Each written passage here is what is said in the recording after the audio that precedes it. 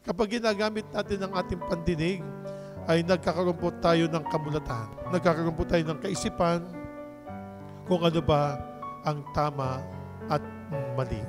Ang aayaw sa Diyos ay sila po ay panig sa masama.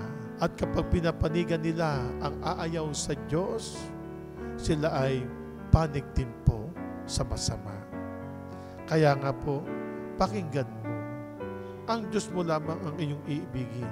At ito naman, ang ikalawa, ibigin mo ang iyong kapwa tulad ng pag-ibig mo sa iyong sarili. Kapag tayo umiibig sa ating sarili, iniibig mo rin dapat ang iyong kapwa. Kapag minamahal mo ang iyong kapwa, ang minamahal mo ang ating Panginoong Diyos.